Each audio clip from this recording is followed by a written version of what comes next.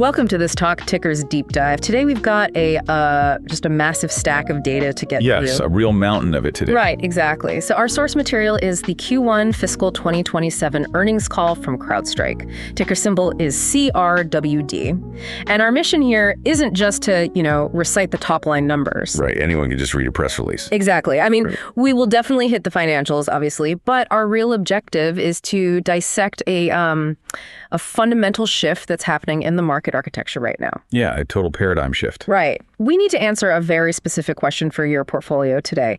Is CrowdStrike still just a standard cybersecurity stock, or based on the data in this transcript, has it actually morphed into the most critical, unavoidable AI infrastructure play on the market? It is it's a phenomenal question, because if you look at how the street has historically modeled this company, they basically bucket it into endpoint protection. Yeah, just antivirus, basically. Yeah, right, exactly. They look at it alongside legacy antivirus, maybe next-gen firewalls if they're being generous. But the thesis emerging from this specific earnings call and the strategic partnerships they just announced, it suggests that that mental model is completely broken. Completely. We are seeing a company actively repositioning itself alongside the foundational hyperscalers, like right next to the silicon providers, as a mandatory layer of the AI tech stack. Yeah, and I want to get straight into the financial engine proving that out, because, you don't get to claim your foundational AI infrastructure without the underlying cash flows to back it up. You absolutely not. Wall Street will punish you for that. Right. So let's look at the top line beats. Q1 revenue came in at $1.39 billion, which is up 26% year over year. Non-GAAP earnings per share hit $1.10. Both of those completely cleared consensus estimates. Blew right past them, yeah. Yeah, but as anyone who tracks SaaS companies knows, revenue is really just a trailing indicator of past contracts, right? The real pulse of the business is annual recurring revenue, or ARR, and they posted an ARR of $5.51 billion. And the critical detail there isn't just the absolute size of the ARR, it's the trajectory. That $5.51 billion is growing at over 24%. I'm gonna stop you right there, actually, because this is exactly where my fundamental finance brain just starts throwing errors. Oh, the law of large numbers. Yes. The law of large numbers dictates that growth curves are supposed to flatten as revenue scales. It is functionally impossible to maintain those percentages as the denominator gets that massive. Yeah, normally you hit a wall. Right. Yet at $5.5 billion in recurring revenue, we are seeing their net new ARR growth actually accelerating. How are they defying the basic gravity of software scale here? Well, they're defying it through aggressive multi-module platform consolidation and really a massive expansion of what they are actually protecting. Okay, so it's not just more laptops. Exactly. They aren't just selling more endpoint licenses to new customers. The velocity is coming from their existing customer base, realizing that, their current security posture is completely inadequate for the new AI workloads they're spinning up. Right. The AI stuff changes everything. It does. But before we diagnose that AI catalyst, we really have to look at the operating leverage here. Because growth without profitability in this macro environment, it's heavily penalized right now. Oh, absolutely. The market is brutally unforgiving right now to cash-burning growth stories. But CrowdStrike posted an all-time record free cash flow of $468.5 million for the quarter. Incredible numbers. We are looking at a 34% free cash flow margin. Right, and that's combined with a gross margin of 79%. The unit economics are just staggering. Generating nearly $500 million in pure cash in 90 days off a 34% margin means the underlying architecture is incredibly efficient. Yeah, highly optimized. Right, it tells me that the cost to service a new dollar of revenue is shrinking dramatically. Precisely. And if you look at the classic rule of 40, which, as we know, balances a software company's growth rate against its profit margin, a score of 40 is considered elite. The gold standard, really. Yeah, exactly. CrowdStrike just posted a rule of 40 score of 59. 59. You almost never see that outside of highly specialized, sub-$100 million ARR startups. It's unheard of at this scale. Right. To do it at $5.5 billion is an anomaly. So the financial engine is operating at peak efficiency, the cash flows are pristine, but that really brings us to the why, right? Yeah, what's driving this? Because these numbers are the output of a massive behavioral shift in enterprise IT. On the call, management kept pointing to a specific event in April as the catalyst. They called it the mythos inflection point. Right. George Kurtz, the CEO, he spent a significant portion of the call detailing this mythos moment. Yeah. And to contextualize it, he framed the recent evolution of artificial intelligence in two distinct waves. Okay, let's break those down. So wave one was about information synthesis. This is the era of the chatbot. You ask a question, the LLM connects the dots across a vast data set, and it gives you a summarized answer. It's powerful, but it's passive. It's basically a highly advanced search engine. Exactly. But wave two, which really hit terminal velocity around April of this year, is the era of the agent, the agentic workforce. And this is where the risk profile goes parabolic, doesn't it? Oh, entirely. Because a chatbot just talks to you. An AI agent actually does things. It executes workflows. It can, access a corporate database, write a script, provision a server, move capital, or alter records. Right. It has agency. And in April, the major frontier AI labs, specifically OpenAI and Anthropic, they rolled out foundational models and frameworks that made these agentic workflows exponentially more capable and, crucially, easier for enterprises to deploy. Right. The barrier to entry just vanished. Exactly. So suddenly, every Fortune 500 boardroom realized that if they don't deploy these agents immediately to automate their operations, their competitors will, and they'll just be priced out of the market. It became an existential imperative. But I'm looking at this from the perspective of a chief information security officer. A very stressful job right now. Seriously, because if I deploy a fleet of AI agents that have read-write access to my proprietary corporate data and my financial systems, the attack surface just multiplied by 1,000. At least 1,000. Right. If a threat actor compromises an employee's laptop, that's bad. But if a threat actor compromises an AI agent that has autonomous authorization across the entire tech stack, that is a catastrophic extinction-level event for the company. Which is exactly what OpenAI and Anthropic realized. Yeah. They understood that enterprise adoption of agentic AI would basically hit a brick wall the moment a major security breach occurred. Yeah, nobody would buy it. Right. So they didn't just, issue security guidelines. They proactively partnered with CrowdStrike. Both OpenAI and Anthropic selected CrowdStrike from the very start to secure their own introduction programs and model deployments. I want to challenge that, though, because OpenAI has a massive partnership with Microsoft, right? Yes, they do. And Anthropic is heavily tied to Amazon Web Services and Google Cloud, AWS, Azure, GCP. They all have native multi-billion-dollar security ecosystems already built in. They do. So why wouldn't these frontier AI labs just rely on the native security provided by the hyperscalers they are already partnered with? Why bring in a third party like CrowdStrike at all? It's a brilliant question, and it actually cuts to the absolute core of CrowdStrike's architectural advantage. The hyperscalers operate on what's called a shared responsibility model. Okay. They secure the cloud infrastructure, so the physical servers, the hypervisors, but you, the customer, are responsible for securing the workloads running inside that cloud. Furthermore, AI agents, they don't respect cloud boundaries. They bounce around. Right. An agent might pull data from a Snowflake instance on AWS, process it using a model on Azure, and then push the output to a SaaS application somewhere else entirely. Right. The workflows are inherently multi-cloud. Exactly. So relying on Azure's native security only helps you while you are entirely within Azure's walled garden. The moment the agent crosses into AWS, you have a massive blind spot. That makes total sense. And CrowdStrike operates at the kernel level across all operating systems and environments.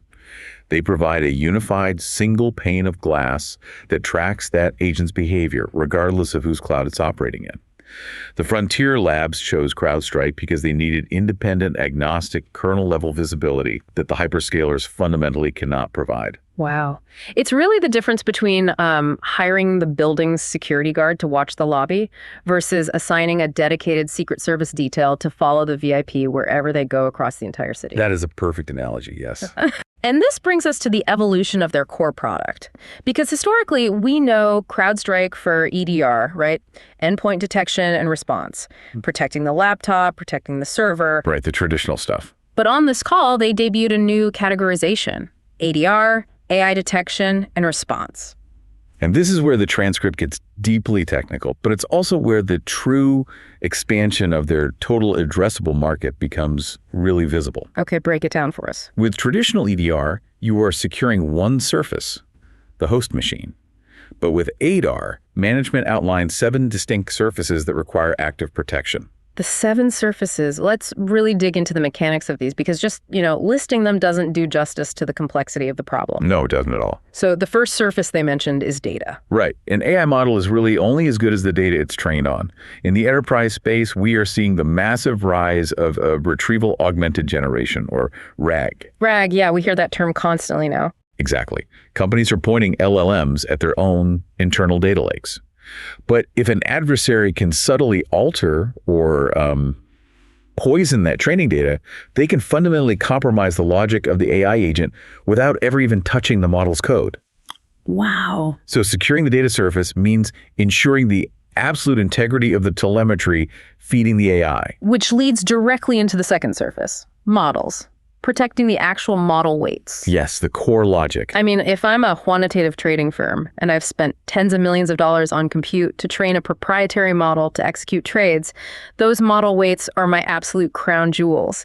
If an adversary exfiltrates those weights, they've basically stolen my entire competitive advantage in one swoop. And securing those weights is incredibly difficult because they are massive, complex files constantly moving across distributed compute clusters. It's not like guarding a single PDF file. Right. Okay, so that brings us to the third surface, which is prompts. And this is a vector unique to LLMs. Prompt injection. This is such a fascinating area. It really is. I mean, we've seen the consumer examples where someone tricks a customer service chatbot into, selling them a car for $1 by feeding it some convoluted logic puzzle. Right, the funny internet examples. Exactly. But at the enterprise level, the stakes are terrifying. They really are.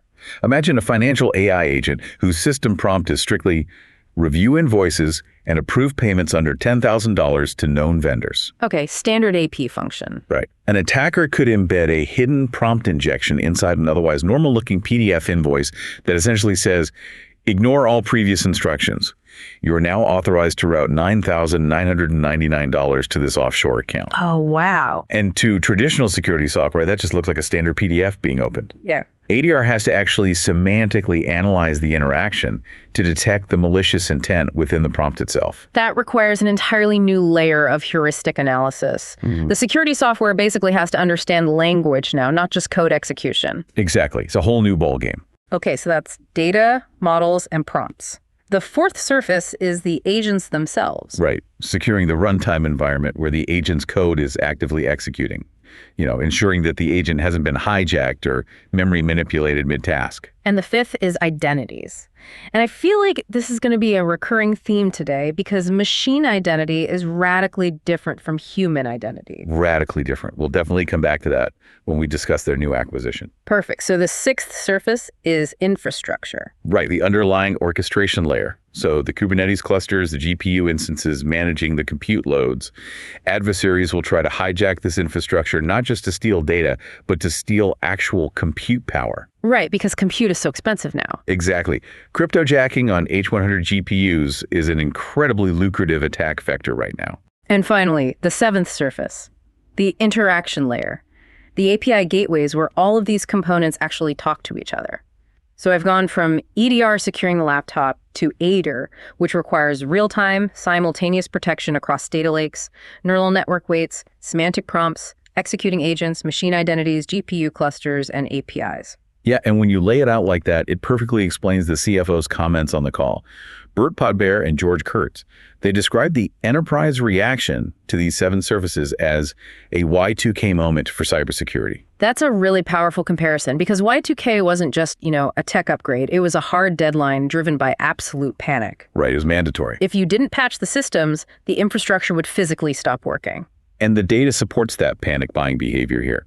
Kurtz explicitly noted that the ending ARR for this new AIDR category grew more than 250% sequentially in just 2 quarters. 250% sequential growth on a new product line is astronomical. It is. Yeah. Furthermore, the pipeline for Q2 instantly topped $50 million.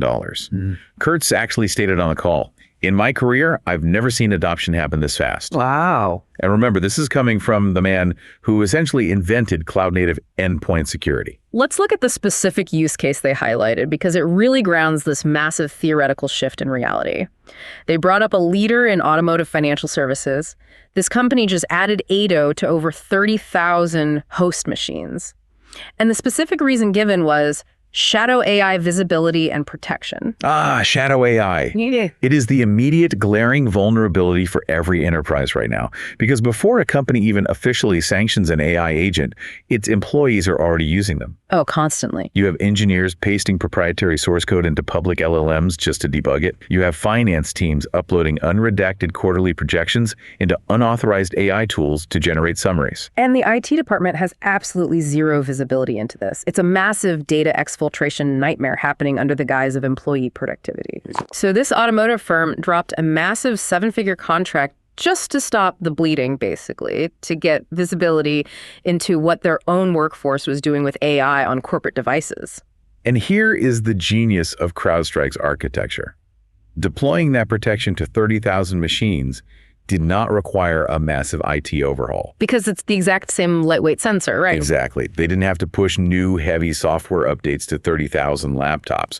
The sensor was already there doing traditional EDR. Unlocking AIDR was simply a software entitlement change on the back end. The friction to upsell is practically non-existent. Which brings us to the financial mechanism enabling this rapid adoption. The transcript heavily featured a consumption model they call Falcon Flex. And they noted that accounts adopting this flex model are nearing $2 billion in ending ARR. I really want to dissect the unit economics of this because it seems to be driving their exceptional net retention rates. Yeah, Falcon Flex is brilliant because in traditional enterprise software, you have rigid licensing.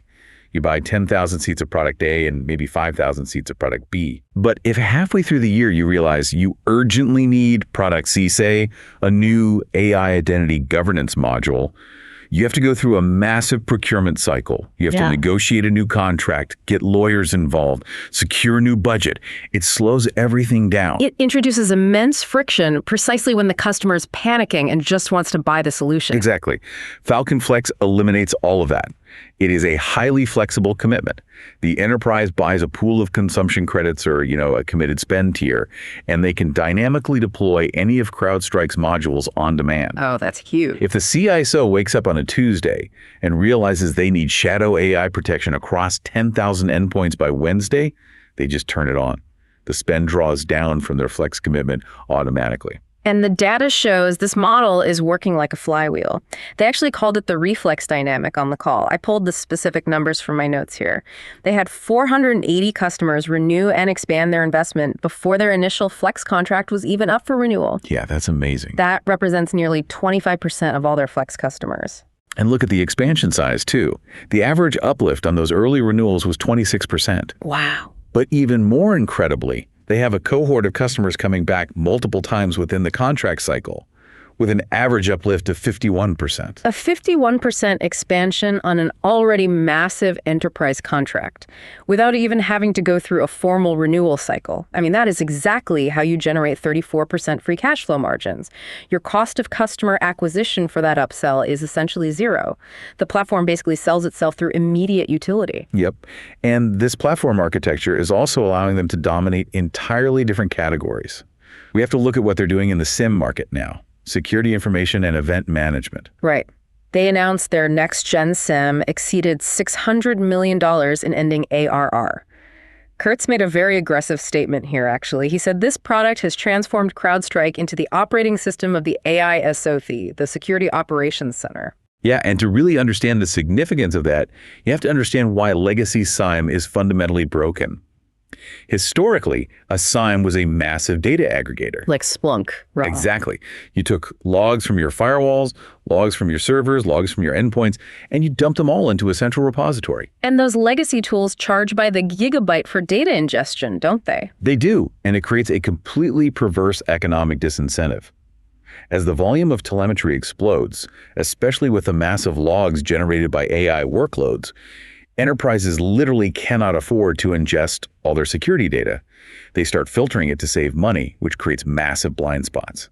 That's terrifying from a security perspective. It is. Furthermore, when the data is in the legacy SIEM, it requires human analysts to perform what the industry calls swivel chair alert management. I love that visual.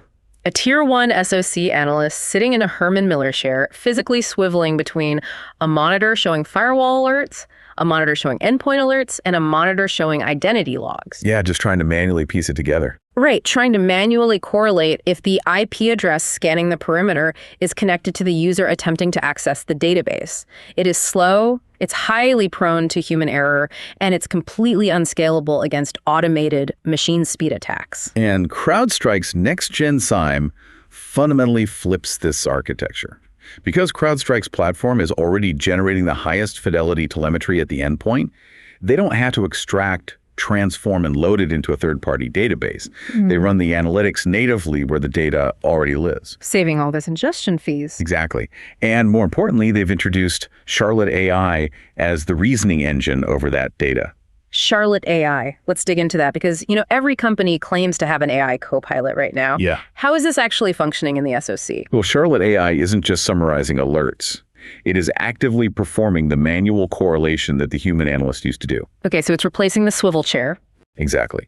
It ingests an anomalous identity log, cross-references it with a suspicious network connection, determines the blast radius of the potential intrusion, and presents the human analyst with a synthesized incident report and a recommended remediation action in natural language.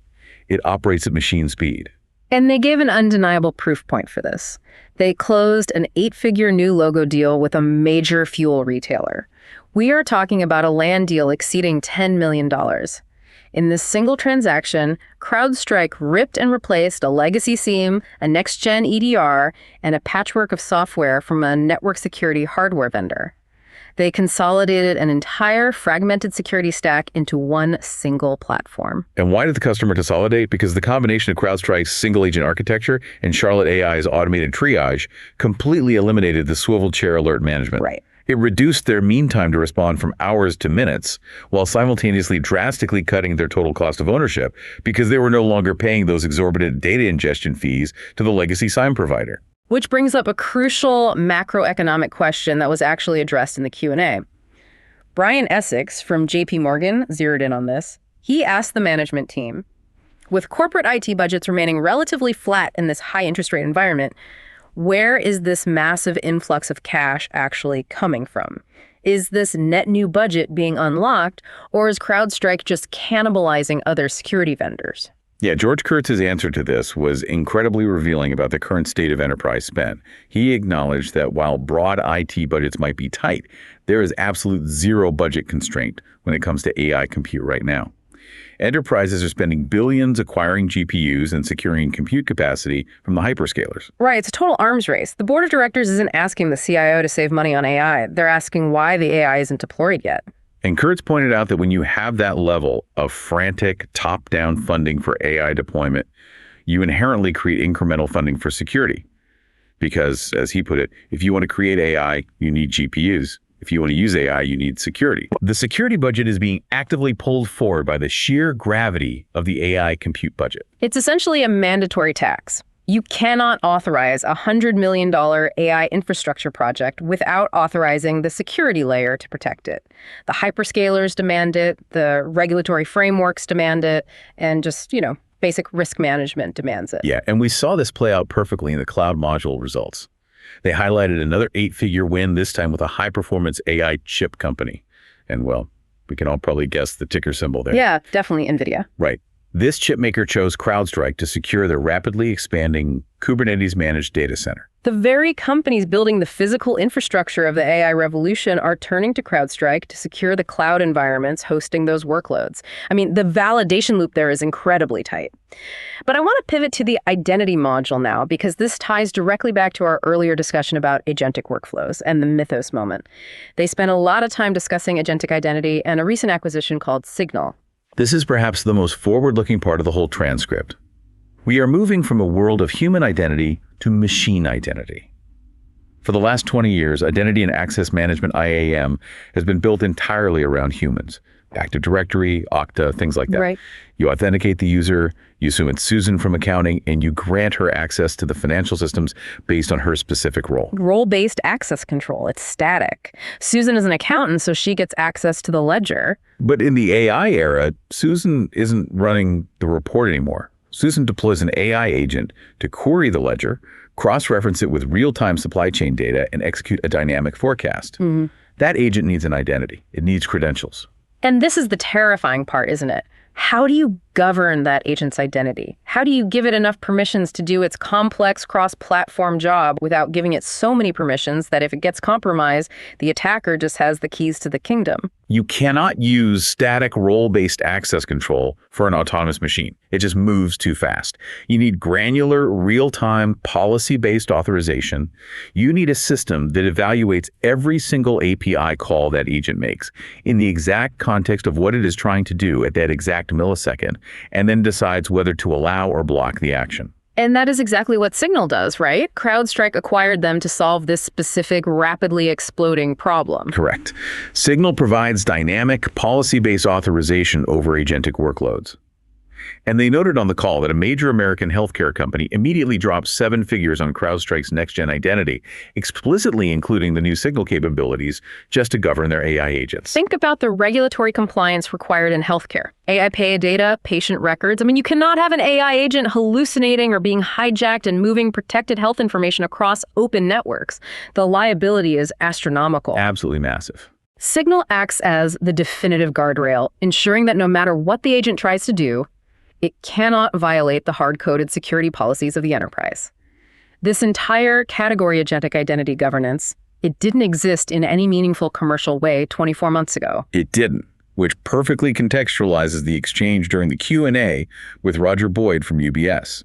He asked about the ultimate TAM, the total addressable market for AID. Kurtz's response was definitive. He stated that the AIDR market is going to be structurally larger than the entire EDR market ever was. Let that sink in for a moment. For your portfolio, this is massive. The EDR market is what propelled CrowdStrike from a startup into a $100 billion enterprise. It is the foundation of their entire valuation. And the CEO is stating on the record that this new market, spawned entirely by the shift to AI agents, will dwarf it. Because the math supports his claim. In the EDR paradigm, the unit of measurement is the human endpoint. 1 employee equals 1 laptop, maybe 1 mobile device. So the TAM is fundamentally bounded by the global corporate headcount. But the agentic workforce has no such physical bounds. Which brings us perfectly to the forward guidance and how Wall Street is digesting this tectonic shift. Because all of this momentum, the 7-figure lands, the $5.5 billion ARR, the AI panic buying it all, funneled directly into management's projections for the rest of the year. And what they did with their guidance is, frankly, highly unusual for this stage in the fiscal year. It really is. They raised their full-year net new ARR growth expectations by more than $50 million. And they expect Q2 revenue to hit up to $1.442 billion. For the retail investors listening who might not track the nuances of corporate guidance cadence, raising by that magnitude in Q1 is a massive signaling inning. It totally breaks the standard playbook. Exactly. The standard corporate finance playbook is to guide conservatively in Q1. You have 3 full quarters of macroeconomic uncertainty ahead of you. You have election cycles, fluctuating interest rates, potential geopolitical shocks. The prudent move is to beat the Q1 estimates, but maintain the full year guidance you issued 3 months ago. You build yourself a buffer. Right. You underpromise and overdeliver. But to come out in the first quarter and aggressively raise the full year target by over $50 million in net new ARR, that tells me that the visibility into their pipeline isn't just good, it is practically guaranteed. It communicates to institutional investors that the revenue velocity they saw in April wasn't just a pull forward of demand, and it wasn't a transient spike based on a news cycle. They view the adoption of AIDR and the flex model expansion as a structural compounding tailwind that will just accelerate through the back half of the year. And they punctuated that confidence with a structural market move. They announced a 4-for-1 forward stock split. For the listeners' tracking dates, the record date is June 25, 2026, and the stock will begin trading on a split-adjusted basis on July 2nd. Now, mathematically, we know that a stock split does not alter the fundamental enterprise value, the cash flows, or the multiples of the company. It simply divides the existing equity into smaller units. But we are not going to use the tired cutting a pizza into more slices analogy here. Because while the fundamental value doesn't change, the market microstructure and the psychology absolutely do change. I want to look at why a management team actually executes a split, especially in the context of their massive guidance raise. First and foremost, it is a statement of immense institutional confidence. A board of directors does not authorize a stock split if they believe the macro environment or internal execution issues will cause the stock price to compress in the near future. That would just be embarrassing. Exactly. They execute a forward split because they firmly believe the post-split share price has the fundamental momentum to aggressively appreciate back toward pre-split levels over the coming years. It's a signal of sustained multi-year growth. It's planting a flag, really. But beyond the signaling, there are massive mechanical advantages for the retail market, specifically regarding liquidity and options trading. Absolutely. When a high-growth tech stock appreciates into the high hundreds of dollars per share, it introduces real friction for retail accumulation. It becomes difficult for a smaller portfolio to properly size a position or execute a dollar-cost averaging strategy. Bringing the nominal share price down just democratizes access to the equity. But the real leverage is in the options chain. A standard options contract represents 100 shares of the underlying asset. If the stock is trading at, say, $400, securing a cash-secured put or writing a covered call requires $40,000 of underlying capital per contract. Right. That prices out a massive swath of retail traders and smaller funds. By executing a 4-for-1 split, the capital requirement per contract drops to $10,000. It dramatically increases the liquidity and the open interest in the options chain. You get tighter bid-ask spreads, more efficient pricing, and higher volume.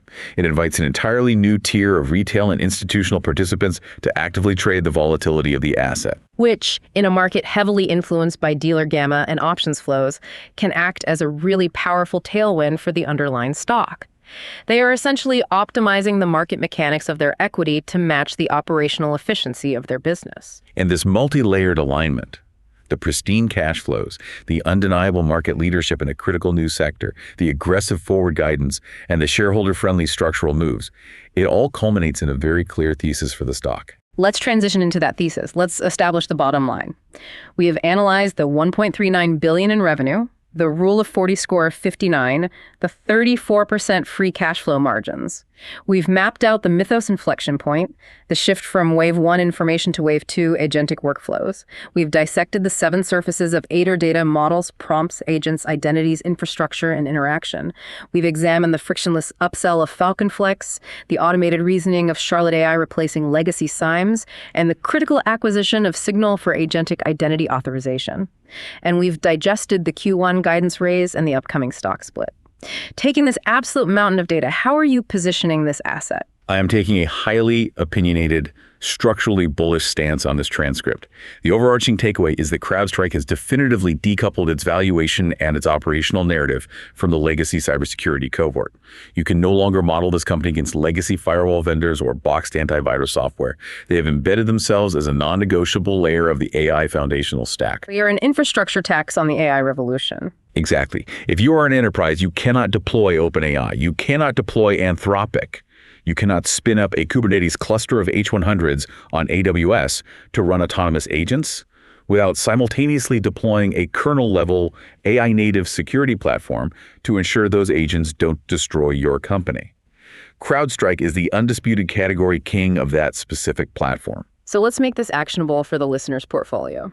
If you are currently holding the stock, the thesis is incredibly intact. The upcoming split will optimize your ability to manage your position sizing and trade derivatives against your core holding. Fundamentally, you own a business that is generating nearly $500 million in free cash flow a quarter, with a net retention rate driven by a frictionless consumption model in a market where demand is actively accelerating due to existential corporate FOMO around AI. You just let the compounder compound. But what if you are a listener who is looking at the stock right now and you're, hesitant? You look at the forward multiples, you see the premium valuation, and you worry that the stock is just priced for perfection. If you are considering initiating a position, my advice is to radically adjust your comp group. If you compare CrowdStrike's price to sales or price to free cash flow multiples to legacy security vendors, it will always look wildly expensive. But that is the wrong framework. You need to value CrowdStrike alongside the other foundational pillars of the AI build-out. You value them next to NVIDIA, next to Microsoft Azure, next to AWS. In that context, their multiples are justified by the duration and the absolute certainty of their growth curve.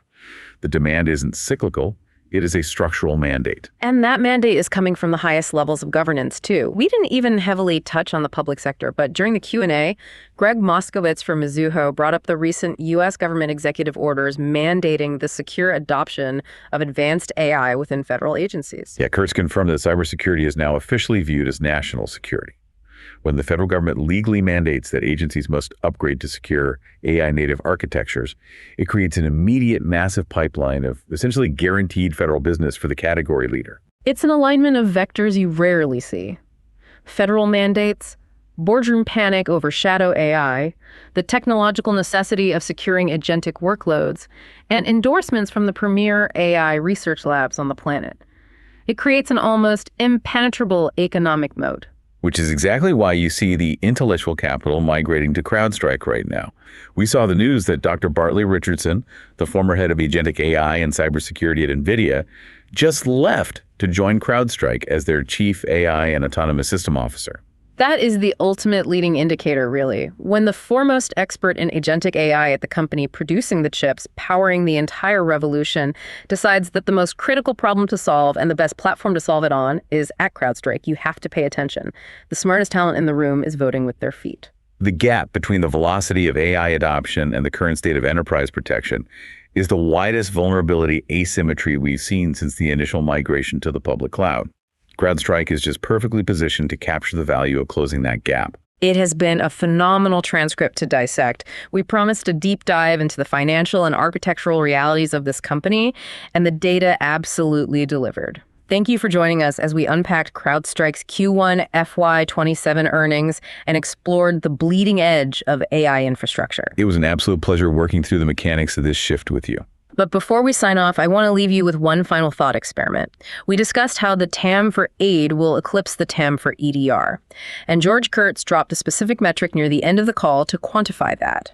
He cited industry stats forecasting that in the near future, there will be 90 AI agents for every one human employee. 90 autonomous machine identities for every single human. Think about the staggering scale of that multiplier.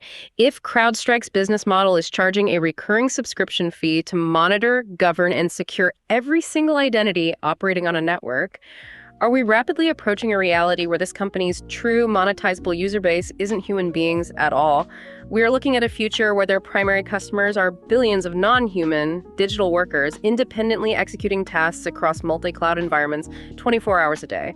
If a software company's TAM is no longer constrained by the global human population, but instead scales linearly with automated compute, how big can that valuation actually get? Something for you to chew on before the opening bell.